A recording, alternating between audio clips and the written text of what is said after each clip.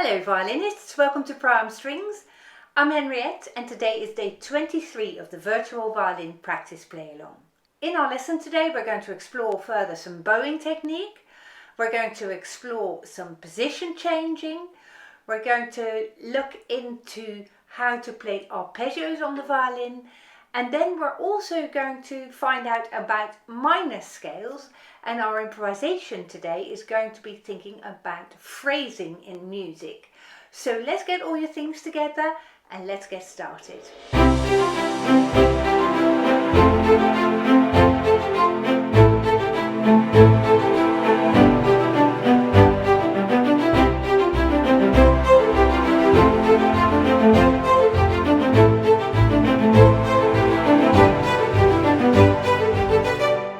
We're going to start today by tuning up.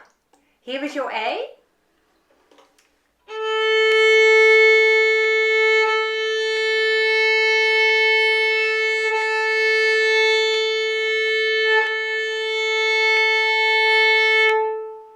Your E string.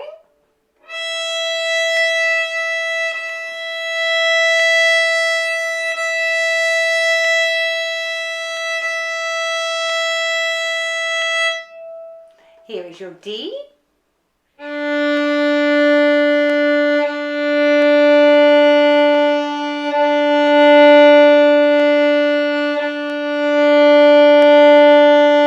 And your G.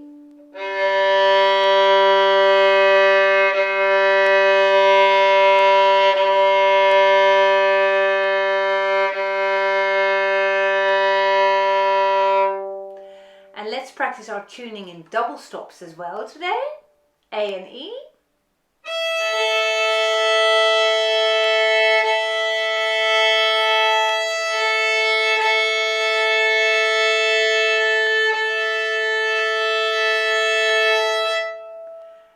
A and D.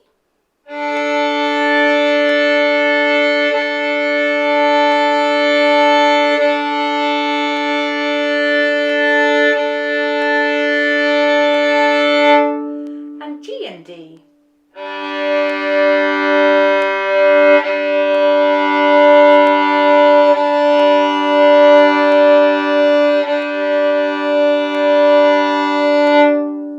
Lovely.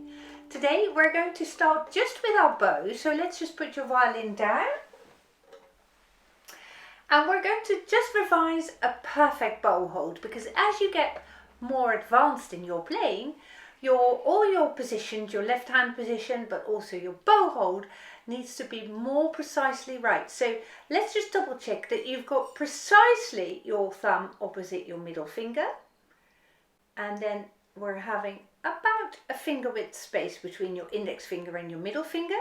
Your middle two fingers are coming quite far over the bow like that.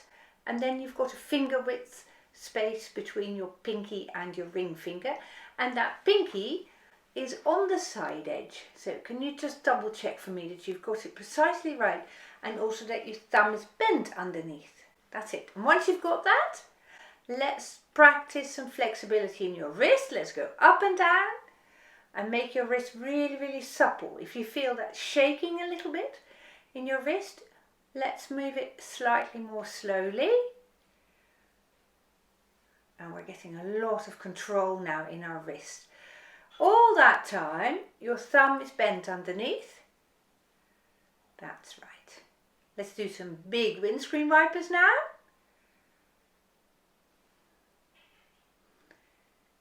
And really go slowly so you feel the shift in weight. And I can really feel it pressing onto my pinky now. And that will develop the muscle here at the side of your hand. So let's try that again, shall we? There. Is your thumb still bent underneath? Awesome. Let's have the bow upright now. And let's practice some crab crawling or monkey climbing. There we go. All the way up to the point of the bow. And then as you've reached the point, step by step, you want to get back to the heel of the bow.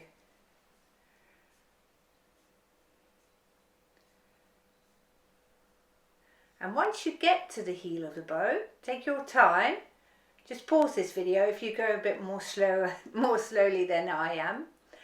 Okay, but you take your time to get there. And now let's keep the bow upright and let's move it up towards the ceiling while you squeeze your fingers, and move your bow down again while you straighten your fingers. Up and squeeze, down and straighten. And again, let's do it again. There we are, very good. Okay, well done. So your bow is all warmed up now, lovely job. Let's pick up your violin. And today we're going to explore that squeezing of the bow again. So let's put your bow down on the D string in the middle, and I want you to squeeze your bow hand fingers and then press the stick against the hair right here. So you look in the middle at the contact point and you squeeze your fingers, press the stick onto the hair and relax. Press the stick onto the hair and relax. Now this time I want you to involve your shoulder, your right shoulder and your right upper arm, and go down into the string like that. So your shoulder comes down and your right upper arm comes down as well as you squeeze. Just practice that a couple of times so you get a feel for that weight into the string. That's lovely. That is such good practice, whether you are a beginner or an advanced player at all levels. Just to increase the awareness in your right arm is very, very valuable for violin playing. Now let's now play a down bow, a long down bow, and then we'll play 2 up bows. So we're going long, up, up, down, up, up. And at the beginning and at the end of each up bow, you're squeezing in the same way as you've done before with your bow arm. So your down bow stroke is super smooth and your up bow strokes have got 2 squeezes. So let's try that, shall we? Down. Now squeeze and let go.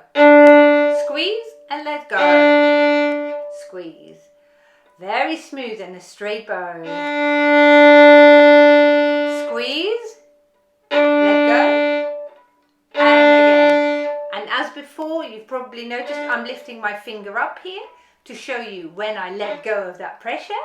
But I would like you to keep your index finger on. I'm just taking mine off so it's easier to see in the video, you see.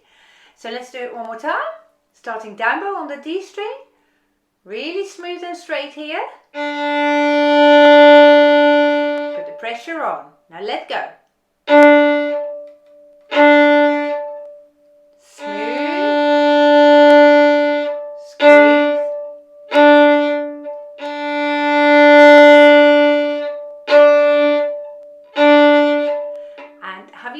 That I'm almost exactly in the middle of my bow when my second squeeze comes.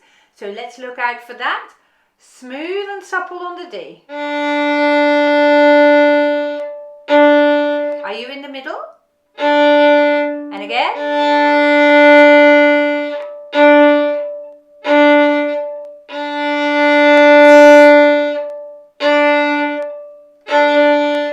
Super. What a good exercise that is. Next up, we're going to continue with our position changing exercise, and we've done that in previous lessons. So if you're new to this series, just go back to about 5 lessons before this one. So day 17, 18, that's where the position changing begins. So if you've done that before, let's start by swinging our left elbow, shall we? And we're making this really, really supple. Make sure that your thumb is upright. Just peeking over the edge there, and make sure that your wrist is pushed out. So we don't want to go about it like that. Push it out, and you can see perhaps that my fingertip is tilting. It comes on its fingertip, you see, when I push my wrist out. So let's give it a really good swing, and let's practice this drive first, shall we? So as I swing my elbow under, slide your finger up. And now push your elbow further under before you swing back and take your finger along. Okay, so move your elbow out, swing under, Push your elbow further under and swing back with your elbow as you take your finger along. So out, swing up, push further under, swing down. Out, swing up, push further under, swing down. One more time. Out, swing up, push further under and swing down. Lovely. So now we're going to change positions and we're going first from B to C sharp. Then we're going back to B to D, back to D to E and so on. We're going to go on to the A string now. So we're starting on B.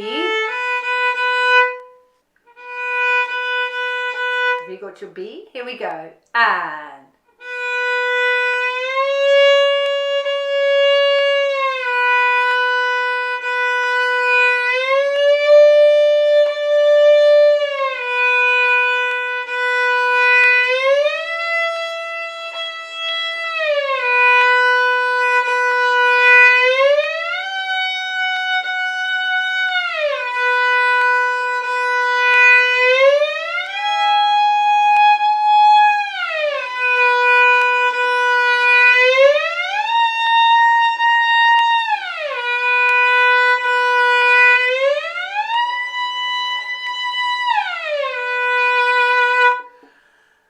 that was different, wasn't it? So I'm now going all the way up and I'm going up like a B minor scale for those of you who know a bit more about it. And we're going to go all the way up to the top B from the low B here.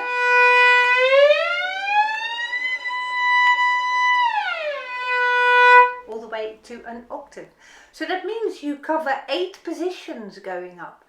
And I can almost hear you say, oh my, can I play to the 8th position? And yes, when you use your elbow, yes you can. So we're going to just try that again, shall we? So just to recap, you're going to leave your finger on the string and it's moving because you just lighten it a little bit. So you have to lift the pressure off your fingertip a little bit, otherwise you can't move. If you squeeze it down, you can't actually get away from the first position, okay? So lighten up your finger but leave it on the string. We don't want this hopping movement, yes? So if you can be aware of that, that would be a good technique to have. So we're going to start and find our B. And we're going to shift really slowly. Here we go. Ready? And push under.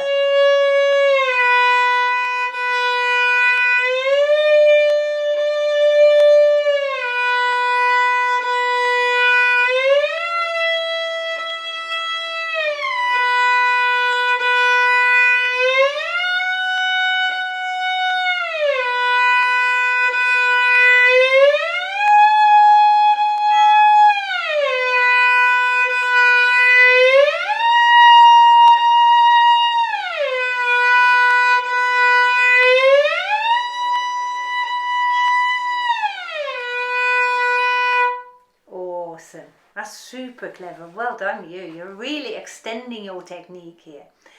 Now, some people might ask, I don't know when to stop. Where are you going to? Now, as I've said before, we're playing a B minor scale. So if you find that easier, you might just play a B minor scale here.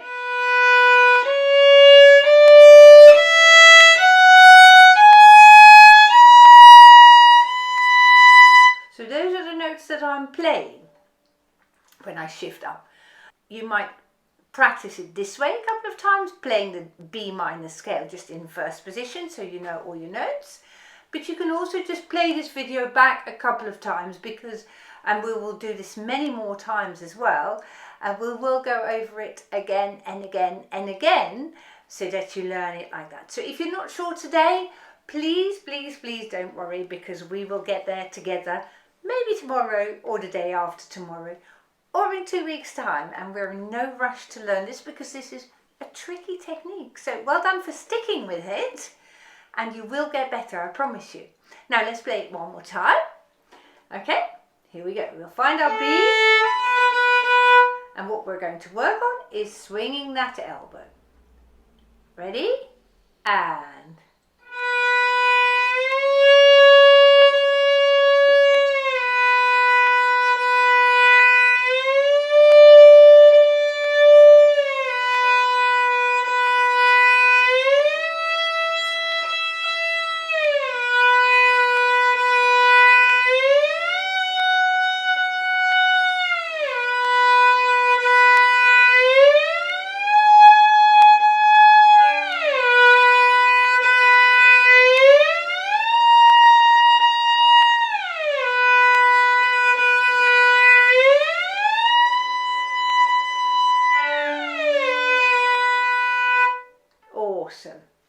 So well done if you've been able to keep up with me there. That was absolutely gorgeous. If you say to me, Henriette, I've lost you, that's okay. That's perfectly fine. We will get together again tomorrow and we'll practice this exact same thing again. So perhaps you can stick with me for one more note, and that is a bonus, isn't it? So please don't give up if you find this extremely difficult. Like as I said, this is quite advanced playing. So even if you are in the earlier stages of your learning, if you even get half of it or even less than that, you are extending your technique. So that is all good. Now, let's now think about our right elbow again. We haven't done that in a while. And in the first couple of lessons of this course, we were aware that your right elbow is determining which string level you're playing on.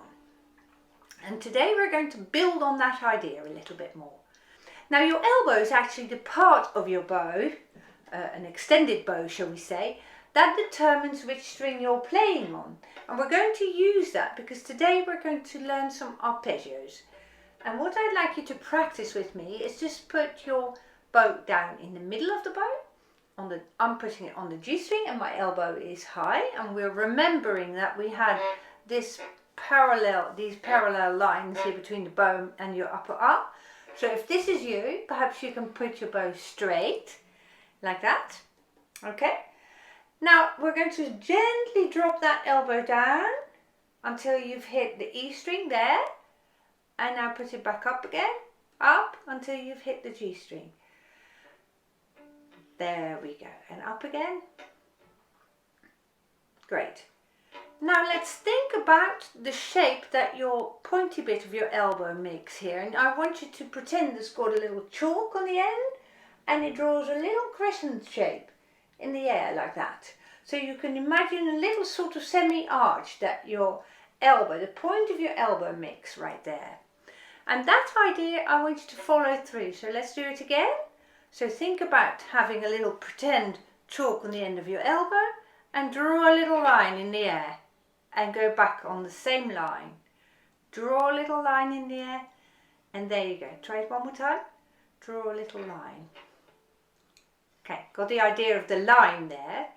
Now let's go on to the G string at the heel of your bow and bow while you draw that same line that you've just imagined. So here we go.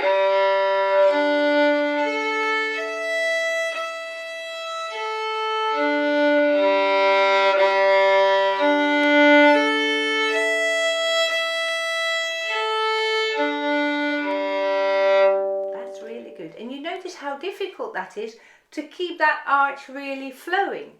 So the line that my elbow makes is not going to go like that with little corners, but it is a really smooth shape like that.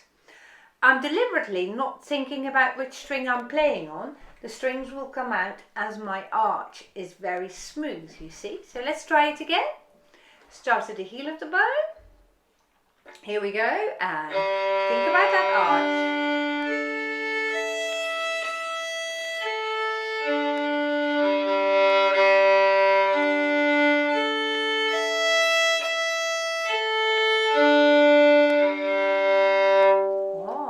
A different idea, isn't it?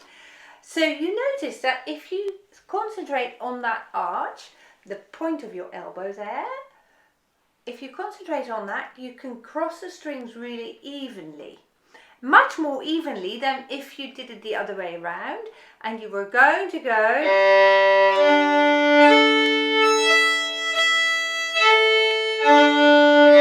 that's just what we want to avoid, you see. So therefore I'm concentrating on my elbow and not on the strings. Let's try it one more time, shall we? Draw that little line in the air with your elbow. Here we go. And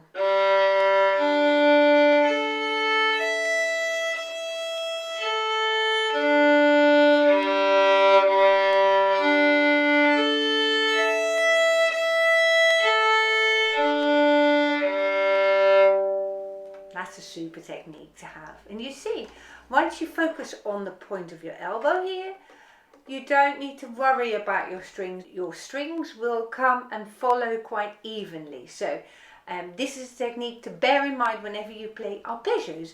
And we will come back to this and we'll practice it more often because it is ever such a useful skill to have in violin playing. So, we said in our scale we're going to explore the minor scale, and we're going to learn a D minor scale today. And we're going to play it like this.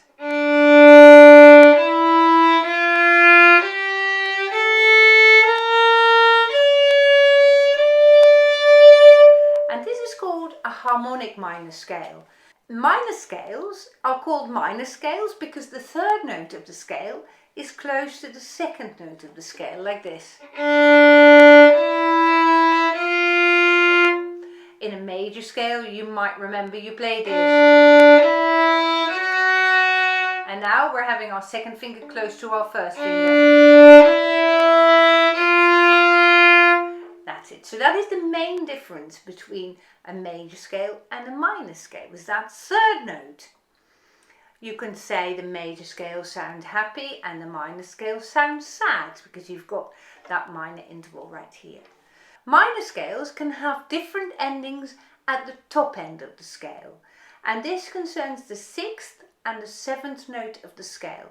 We're not going to go into much detail about what kind of different endings are possible, but all I want you to remember that we're playing a 6th note according to the key signature, and we're going to raise the 7th note of the scale, which in this case is a C sharp. So let's just count the notes of the scale, shall we? 1, 2, 3,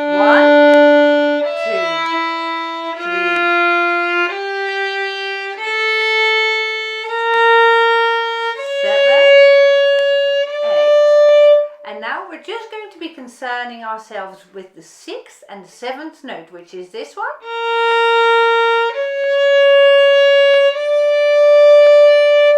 My 6th note is a B flat.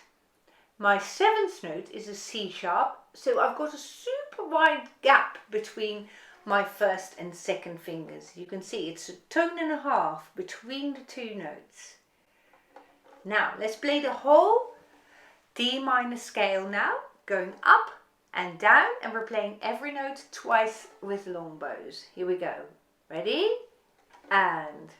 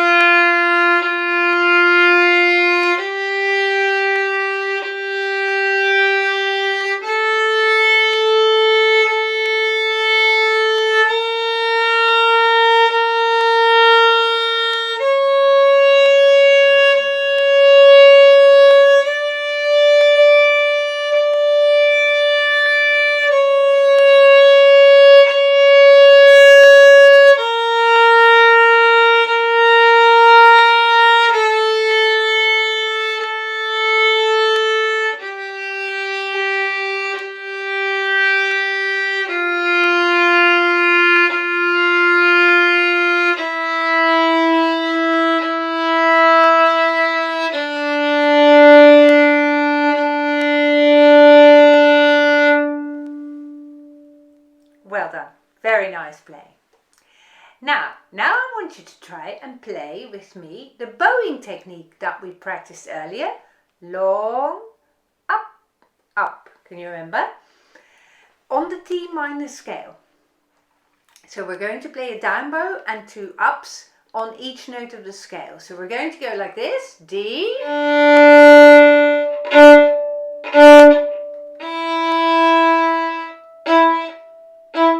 Like that, but we're going to go much more slowly.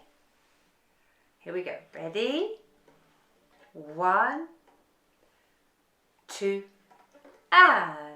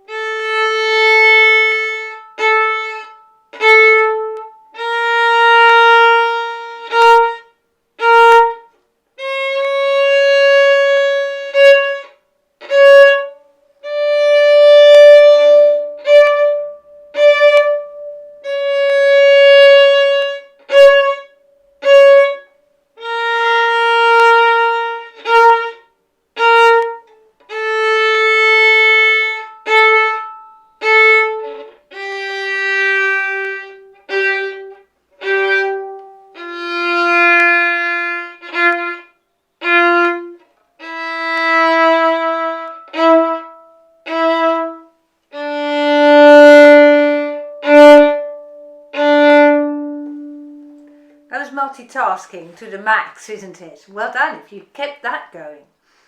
Perfect. Next we're playing the D minor arpeggio, and all that's different from a D major arpeggio is that your second finger on D is now lower. That used to be an F sharp in D major and is now an F in a D minor arpeggio. So we'll play the whole arpeggio twice over with long bows, one bow on one note of the arpeggio. And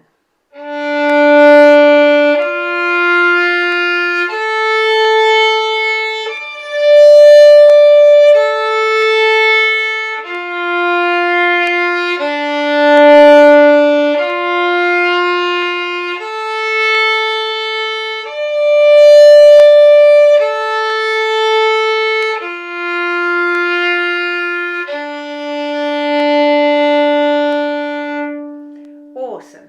Very, very good practice. It's time for our improvisation now, and you've guessed it, we're improvising in the key of D minor.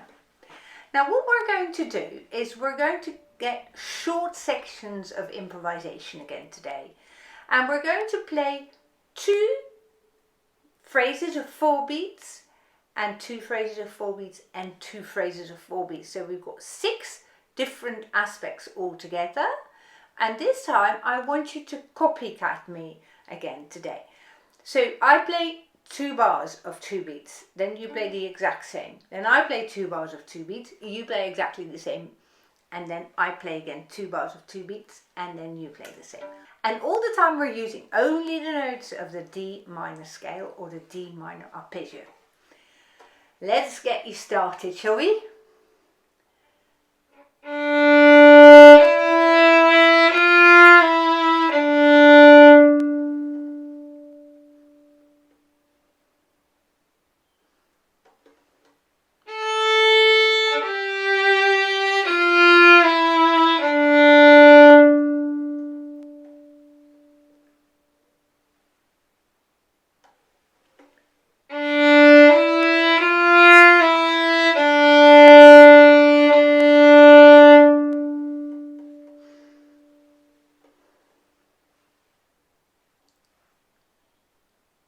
Well done, very good.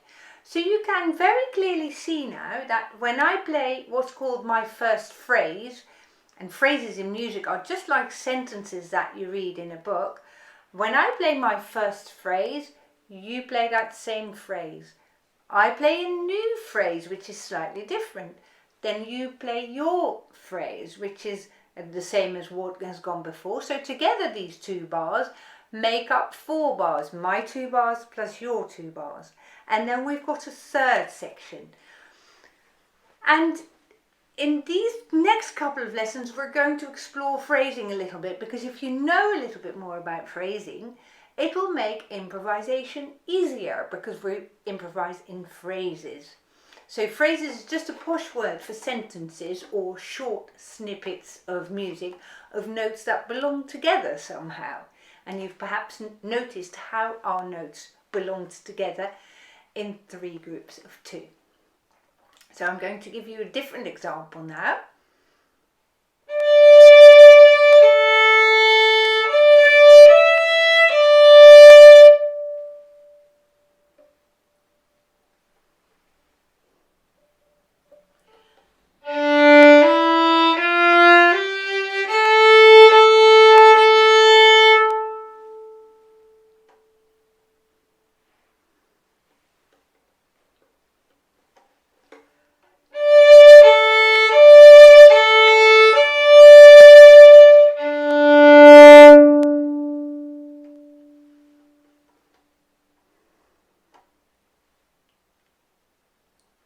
And I'm hoping that you have noticed the difference.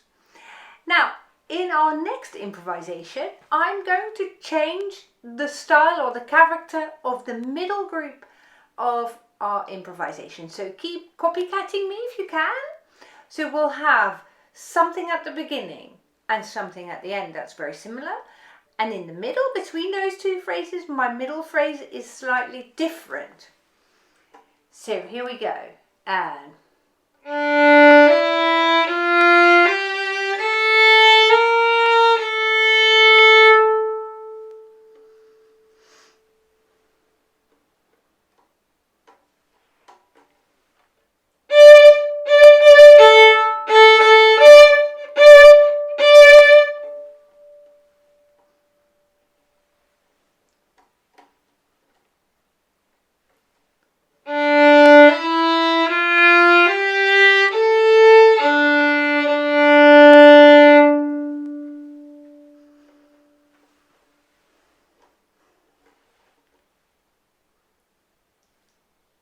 Well done. Well done if you got that. So you've perhaps noticed that my first phrase and my third phrase were legato, and my middle phrase was like an arpeggio, and it was staccato.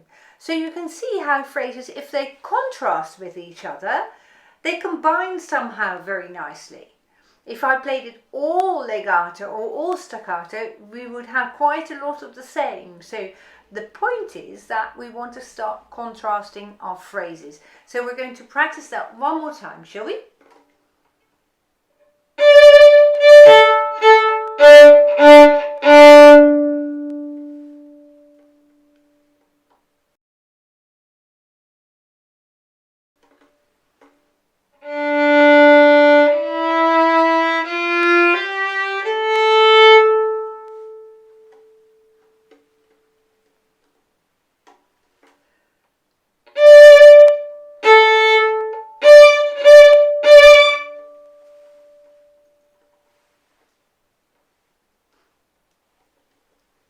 Sweet, very sweet.